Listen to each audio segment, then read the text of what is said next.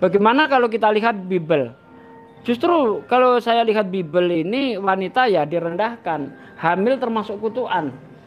Kalau Anda lihat di dalam kitab Kejadian ya, mengalami hamil, sakit mau melahirkan, itu kutukan loh di dalam Bible. Dan contoh lagi, ketika Daud ya, tunggu dulu, mengenai dari awal dulu dari kejadian apa ya Hawa ya. Siapa yang dipersalahkan dalam peristiwa makan buah terlarang itu? Wanita, ya kan? Hei wanita, kan begitu. Hamil itu menjadi kutukan dan sebagainya. Wanita yang kena, Adam tidak. Jadi Allah mengasihi baik itu laki-laki, baik juga itu perempuan. Jadi saya katakan sekali lagi, apa yang disampaikan oleh Ustadz Sugi ini jelas tidak benar adanya.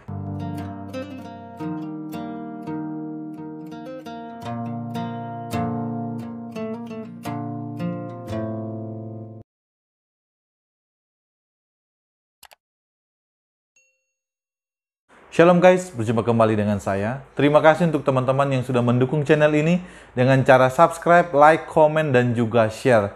Tuhan Yesus memberkati teman-teman semua. Video kali ini adalah lanjutan dari video saya di mana saya menanggapi Ustadz Sugi. Nah, di video ini saya ingin melanjutkan apa yang ia sampaikan yang tidak benar tentang ajaran kekristenan, di mana ia jelas mengatakan bahwa Bible itu merendahkan perempuan. Mari kita lihat bersama-sama cuplikan videonya. Bagaimana kalau kita lihat Bible? Justru kalau saya lihat Bible ini wanita ya direndahkan, hamil termasuk kutukan. Kalau Anda lihat di dalam kitab Kejadian ya, mengalami hamil, sakit mau melahirkan, itu kutukan loh di dalam Bible. Dan contoh lagi, ketika Daud ya, tunggu dulu, mengenai dari awal dulu dari kejadian apa ya Hawa ya. Siapa yang dipersalahkan dalam peristiwa makan buah terlarang itu? Wanita, ya kan? Hei wanita, kan begitu. Hamil itu menjadi kutukan dan sebagainya. Wanita yang kena, Adam tidak. Kita sudah menyaksikan bersama-sama cuplikan videonya. Nah, jelas di sana Ustadz Sugi mengatakan bahwa Bible itu merendahkan perempuan. Tanggapan saya terkait bagian ini, yang pertama, tidak benar tuduhan bahwa Alkitab itu merendahkan perempuan. Di dalam bagian ini perlu saya tekankan bahwa Allah tidak pernah tebang pilih, sebab Ia adalah Allah yang adil di dalam keadilannya. Jadi Allah mengasihi baik itu laki-laki, baik juga itu perempuan. Jadi saya katakan sekali lagi, apa yang disampaikan oleh Ustadz Sugi ini jelas tidak benar adanya. Yang kedua, ketika Ustadz Sugi mengatakan bahwa perempuan yang dipersalahkan oleh karena peristiwa memakan buah terlarang itu, dan Hawa kena dan Adam tidak. Untuk lebih jelasnya, mari kita lihat pernyataan daripada Ustadz Sugi ini. Contoh lagi, ketika Daud ya, tunggu dulu, mengenai dari awal dulu dari kejadian apa ya Hawa ya. Siapa yang dipersalahkan dalam peristiwa makan buah terlarang itu? Wanita, ya kan? Hei wanita, kan begitu. Hamil itu menjadi kutukan dan sebagainya. Wanita yang kena, Adam tidak. Kita sudah melihat bersama-sama videonya. Tentu apa yang disampaikan oleh Ustadz Sugi ini jelas tidak benar.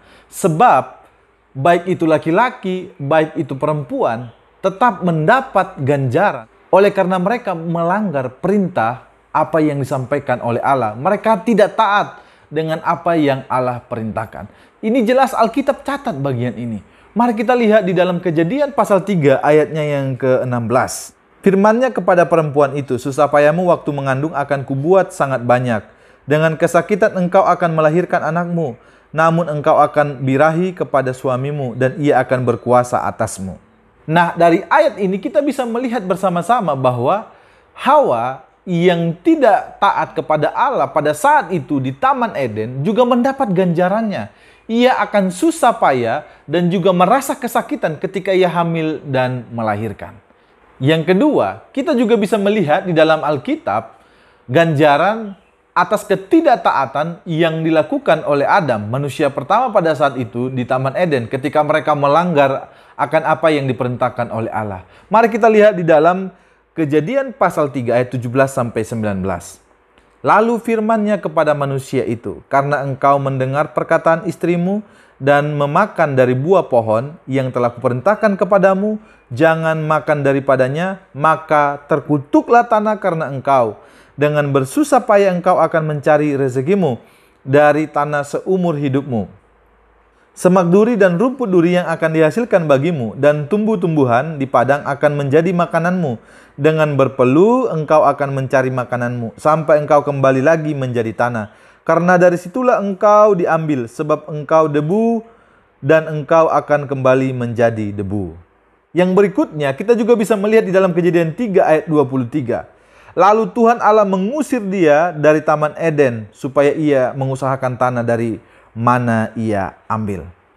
Jadi teman-teman, dari ayat ini kita bisa melihat bahwa Adam dan Hawa mendapat ganjarannya ketika mereka tidak taat akan apa yang Allah perintahkan. Jadi kalau tadi di video tadi kita bisa melihat Ustadz Sugi mengatakan bahwa hanya perempuan saja yang dipermasalahkan dan laki-laki tidak, atau Adam tidak, ini sangat keliru sekali dan ini sangat menyesatkan sekali. Yang ketiga, ketika Ustadz Sugi mengatakan bahwa Alkitab atau Bible itu merendahkan perempuan, tentu ini menunjukkan betapa tidak pahamnya Ustadz Sugi ini terkait dengan apa isi di dalam Alkitab. Dan tentu ia juga tidak paham tentang ajaran kekristenan yang sebenarnya.